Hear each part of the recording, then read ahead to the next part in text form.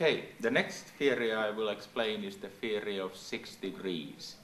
And you might be familiar with the idea of 6 degrees. There has been a movie on it titled 6 Degrees. But 6 Degrees originates from a story in 1970s when a professor in the US, Stanley Milgram, gave his students letters. So letters like this, handed it over personally and said, please, student, take this letter, give it to a friend, and ask your friend to give it to his friend, and in this way, through a chain of friends, make sure that this letter gets from here in the US to a professor in China. Now, the question then was, if you give the letter to your friend and he gives it to his friend, then how many times do you have to give the letter to a friend of a friend before it reaches China? Many people would say that perhaps 100, perhaps 200 times you would have to pass the letter on. But this Professor Stanley Milgram, he said that 6 times passing it on would be enough. Now, 6 degrees seems very, very small. Now, in the end of the 1990s, 2 mathematicians, Stephen Strogatz and Duncan Watts, they solved the mathematical problem of 6 degrees, and you might want to read the book of Duncan Watts, 6 Degrees, which is not that much mathematics, but mainly clear explanations about how this happens. I have on the blackboard, I have drawn what happens with 6 degrees.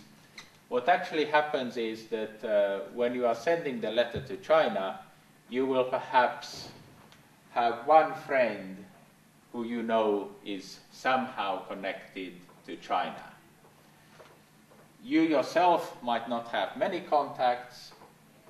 The second person might only have a single contact.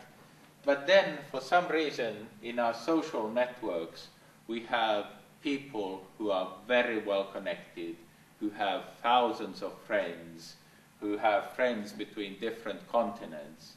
So somewhere along the chain, first from your contacts to somebody else who has a few contacts, then to a super connected node who has thousands of contacts, then to the 4th, then to the 5th, and then maybe the 5th also has hundreds of contacts, and in the end it goes all the way to the 6th contact, and your letter has reached its destination. Now, this has some very important implications. If you have used the social media www.linkedin.com, with this service you will know how many friends you have who are 1st, 2nd, and 3rd degree from you. Or if you are here, 1st, 2nd, and 3rd degree from you.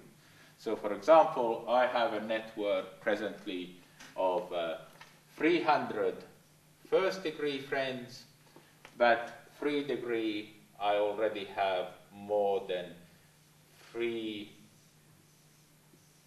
million friends of a friend of a friend. You can also try this with FriendWheel, which is an application available on Facebook. You can draw a graph of your friends.